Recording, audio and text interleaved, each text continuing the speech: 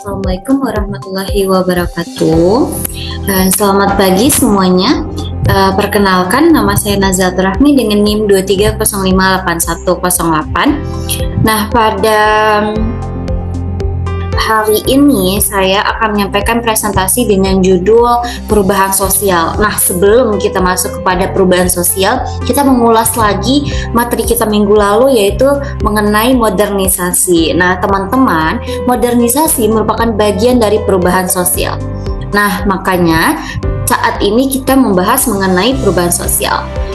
Nah, pada slide pertama kita akan membahas mengenai apa itu perubahan sosial. Nah, jadi perubahan sosial itu teman-teman merupakan terjadinya suatu pergeseran atau transformasi dalam struktur masyarakat, baik itu nilai, norma, serta pola interaksi yang terjadi di lingkungan masyarakat. Menurut Kingsley Devils, perubahan sosial merupakan bagian dari perubahan kebudayaan. Artinya, kalau budaya berubah, maka terjadilah perubahan atau pola perilaku atau pola kehidupan masyarakat dalam kehidupan sehari-harinya. Nah, contohnya di Minang, dalam budaya Minang, dahulu komunikasi antar keluarga besar itu tuh dilakukan langsung lewat pertemuan di rumah gadang. Nah, sekarang nggak harus ke rumah gadang dulu untuk pertemuan keluarga besar, bisa melalui media sosial seperti WhatsApp, Instagram, Zoom seperti ini juga bisa. Nah, selanjutnya kita masuk kepada kenapa sih perubahan sosial itu penting?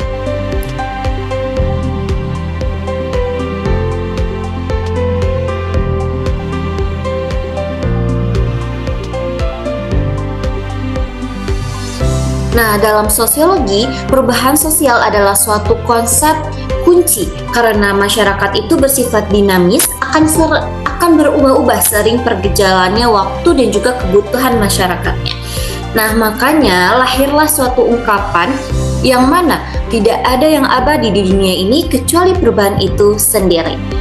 Nah, dalam memahami perubahan sosial, kita dapat mendapatkan keuntungan. Yang pertama, itu siap memahami, menghadapi tantangan zaman yang semakin berubah.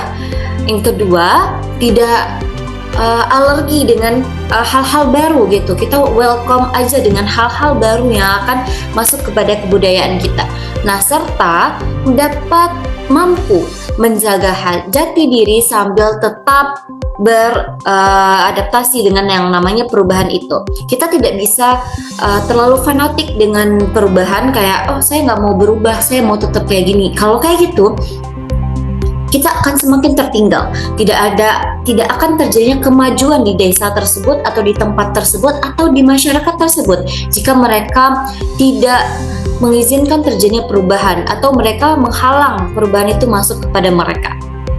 Nah, selanjutnya kita masuk kepada proses perubahan sosial. Apa aja sih proses-proses terjadinya perubahan sosial itu, melalui apa aja? Nah, ini kita kutip di sini.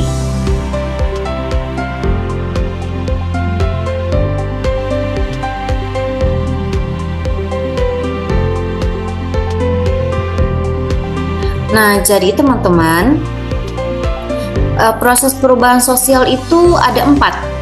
Yang pertama difusi, yang kedua akulturasi, yang ketiga asimilasi, dan keempat akomodasi. Nah, kita coba lihat penjelasan masing-masingnya ya teman-teman. Nah, kita mulai dulu dari difusi.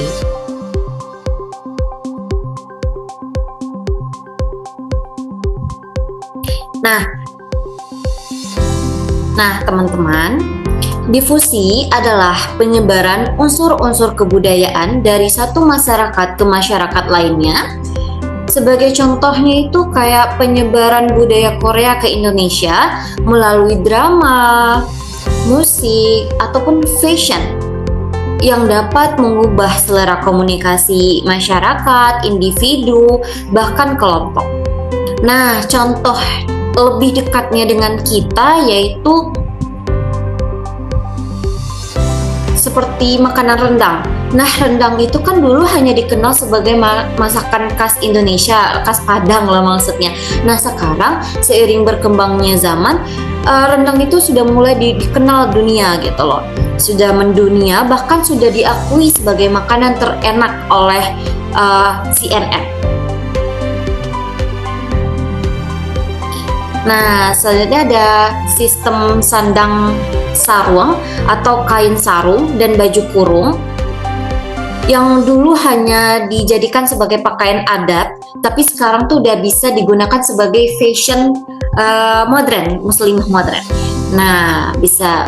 Terus ada juga yang kayak dahulunya kita cuman make uang sebagai uang fisik sebagai pembayaran gitu. Nah, sekarang nggak usah pakai uang fisik lagi karena sudah bisa pakai QRIS. Nah, selanjutnya kita masuk ke akulturasi, teman-teman. Nah, akulturasi itu merupakan pencampuran dua budaya asing yang tanpa menghilangkan budaya lamanya gitu loh. Contohnya kayak arsitektur masjid di Minangkabau itu kita ambil contoh aja di Masjid Raya Sumbar, teman-teman. Nah, jadi di Masjid Raya Sumbar itu dia tuh kan pakai atapnya tuh begonjong ya, khas Minang gitu, khas Minangkabau. Nah, tapi gonjong itu bukan gonjong yang kayak rumah gadang aja gitu, tapi sudah dipadukan dengan budaya-budaya modern lainnya atau dengan desain-desain modern gitu loh. Jadi lebih menarik dan juga kayak lebih bagus gitu nggak sih, teman-teman? Nah, terus kayak pesta pernikahan, teman-teman. Pesta pernikahan dulu tuh kan orang Minang pesta pernikahan ya udah di rumah aja gitu kan. Nah, sekarang orang-orang Minang itu udah banyak kok mereka yang melaksanakan pesta pernikahan itu di hotel, di gedung, ataupun ya dengan nuansa-nuansa lah, kayak di pantai juga ada kok sekarang gitu. Nah, ataupun juga kalau di pernikahan, teman-teman, pernikahan dulu tuh kan kita kalau misalnya nikah itu tuh cuman kadang disambut oleh sile, kan teman-teman. Nah, sekarang nggak sile doang, bisa dicampur dengan musik-musik modern kayak musik pop atau musik dangdut gitu untuk memeriahkan acaranya aja gitu. Selanjutnya kita masuk ke next materi, yaitu kita masuk ke asimilasi, teman-teman.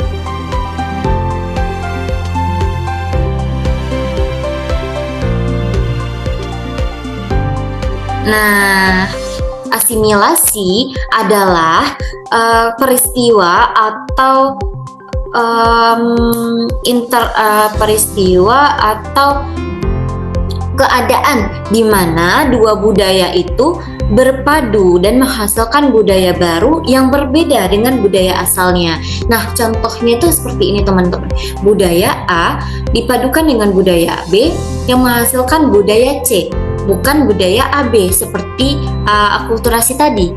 Nah, contohnya teman-teman, kayak bahasa Minang Indonesia yang sekarang tuh udah dibuat gaul-gaul oleh Gen Z atau anak muda sekarang gitu. Contohnya kayak yolah beko kito chatan di IGC gitu. Nah, itu pun merupakan campuran bahasa Minang dan kosakata milenial, teman-teman gitu. Terus kayak makanan peranakan Minang Tionghoa seperti mie Padang atau bubur kampir yang dulu hasil pencampuran budaya kuliner dari pedagang luar dan Minang lokal gitu.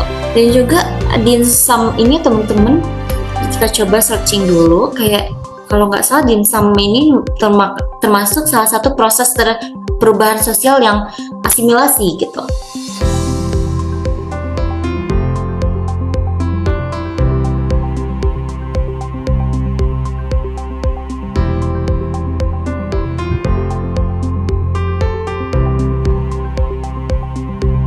Nah, ternyata iya, teman-teman, dimsum merupakan salah satu contoh proses perubahan sosial secara asimilasi teman-teman, di mana terjadinya pembauran dua kebudayaan yang berbeda, yaitu kebudayaan Indonesia dengan kebudayaan Tionghoa gitu loh, menghasilkan budaya baru, menghasilkan kuliner baru seperti dimsum. Nah, selanjutnya teman-teman, kita masuk ke akomodasi. Nah, akomodasi ini merupakan proses mencari penyesuaian atau kesepakatan dalam menghadapi perbedaan untuk menjaga stabilitas sosial. Nah, contohnya ya teman-teman, kita ambil contoh di Minangkabau aja biar lebih dekat dengan kita dan kita lebih paham gitu teman-teman. Nah,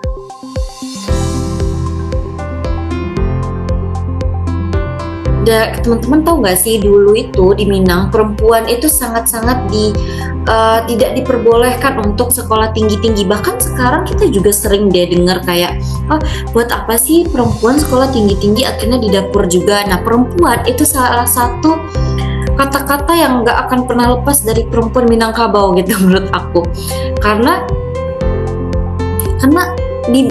di zaman sekarang aja teman-teman, aku masih banyak dengar kayak omongan orang-orang yang bilang, buat apa sih sekolah tinggi-tinggi untuk perempuan kalau ujung-ujungnya ya tetap kerja di dapur gitu. Kayak gitu omongan orang-orang Minang. Nah, dulu tuh bener-bener gak ada orang Minang yang bisa sekolah, perempuan Minang yang bisa sekolah tinggi-tinggi teman-teman, karena di Minang itu merupakan salah satu daerah patriarki. Mereka sangat-sangat menjunjung tinggi laki-laki gitu. Nah, jadi perempuan itu nomor 2 kan aja gitu. Jadi perempuan itu nggak dibolehin sekolah tinggi-tinggi. Nah, seiring zaman berkembangnya waktu, karena ada beberapa pertimbangan, akhirnya tuh banyak juga kok perempuan Minang itu udah mulai kerja yang hampir setara dengan laki-laki. Terus pendidikan mereka sampai pendidikan tinggi juga udah banyak sekarang. Karena apa? Karena udah banyaknya perubahan. Kalau kita menghambat terjadinya perubahan, ya itu tandanya kita mau tertinggal gitu loh. Nah, seperti itu. Selanjutnya kita masuk kepada kesimpulan.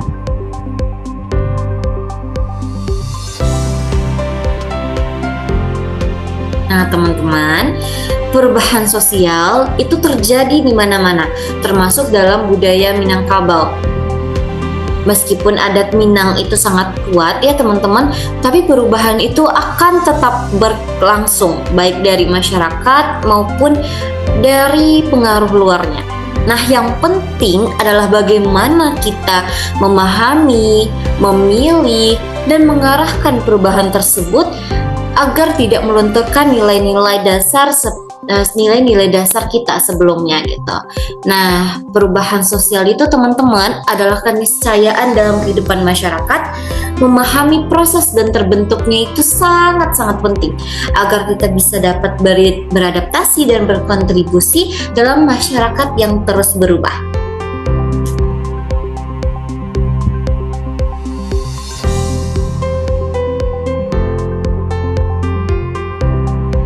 Nah, terima kasih atas perhatiannya teman-teman. Kita akan ketemu di minggu selanjutnya dengan materi yang baru, yaitu materi tentang dampak dari perubahan sosial.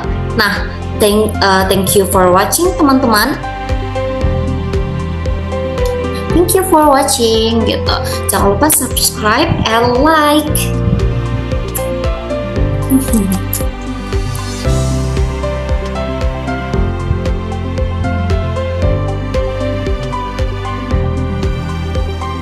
Nah teman-teman, sekian presentasi dari aku.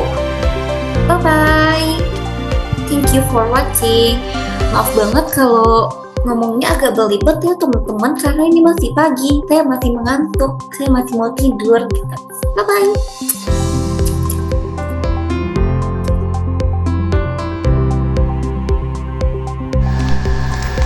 Nah teman-teman, ini bukan salah satu sih, ini tuh contoh bagaimana perubahan sosial itu.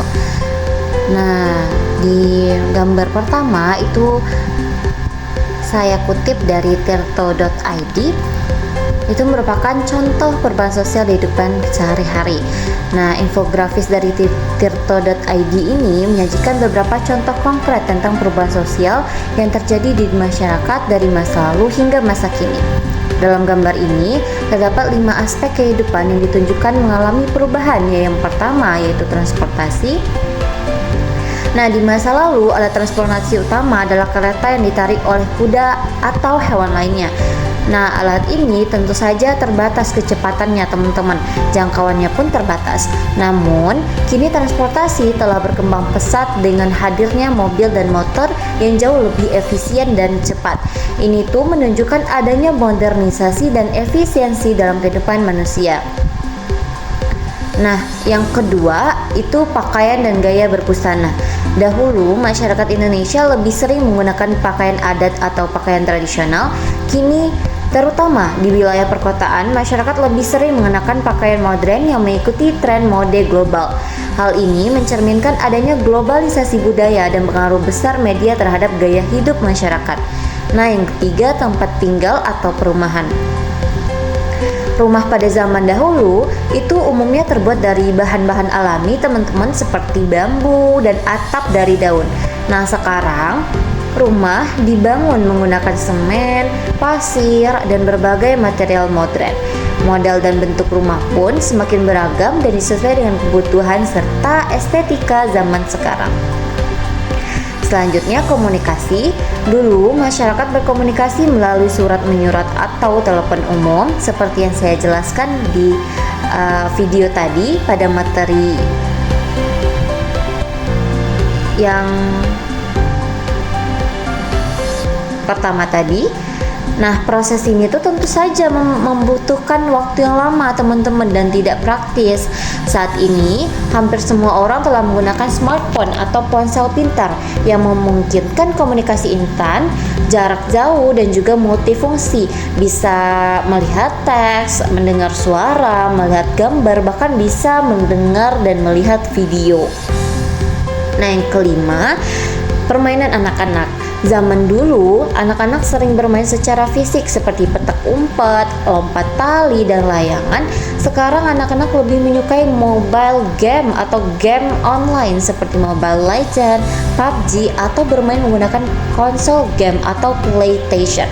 Ini menunjukkan perubahan gaya hidup, pengaruh teknologi, dan pergeseran dari interaksi langsung ke interaksi yang lebih digital, teman-teman. Nah, selanjutnya gambar kedua yang saya kutip dari Ruang Guru merupakan contoh perubahan sosial. Nah, infografis dari Ruang Guru ini memberikan gambaran yang lebih sederhana namun tetap penting dalam menunjukkan bagaimana pola kehidupan masyarakat berubah dari masa ke masa. Ada 4 perubahan utama yang ditampilkan. Yang pertama, komunikasi. Dahulu, orang-orang berkomunikasi menggunakan surat. Kini, orang-orang lebih banyak menggunakan ponsel atau telepon genggam untuk berkomunikasi. Ini menunjukkan transformasi besar dalam cara masyarakat menjalin hubungan dan menyampaikan informasi. Kedua, sistem ekonomi. Barter versus uang. Pada masa lalu, sistem ekonomi dilakukan dengan cara barter, yaitu tukar menukar barang tanpa perantara uang. Nah, sekarang hampir seluruh kegiatan ekonomi menggunakan uang sebagai alat tukar resmi. Ini merupakan perubahan besar dalam struktur ekonomi masyarakat seiring berkembangnya sistem keuangan dan perbankan. Analisis sosiologinya pada kedua gambar ini itu menggambarkan proses sosial sebagai proses dinamis yang terjadi dalam masyarakat. Perubahan ini bisa disebabkan oleh beberapa faktor. Yang pertama, teknologi, kedua, globalisasi, ketiga, modernisasi, serta perkembangan ekonomi. Dalam sosiologi, perubahan sosial ini dapat diklarifikasikan sebagai perubahan progresif karena membawa masyarakat ke arah yang lebih maju, meskipun juga membawa tantangan baru seperti individualisme, kecanduan gawai, dan juga kehilangan budaya lokal. Nah, kedua infografis tersebut mengilustrasikan bahwa perubahan sosial tidak bisa dihindari, teman-teman, karena manusia terus berinovasi dan beradaptasi terhadap kondisi zaman. Perubahan sosial juga mempengaruhi semua aspek kehidupan, ekonomi, budaya, teknologi, dan hubungan antar individu. Dalam menyikapi perubahan, masyarakat perlu bersifat kritis dan selektif agar tetap menjaga identitas budaya dan nilai-nilai sosial yang positif sambil menerima hal-hal baru yang bermanfaat. Sekian materi kita pada pagi hari ini. Terima kasih atas perhatiannya. Wassalamualaikum warahmatullahi wabarakatuh. Bye.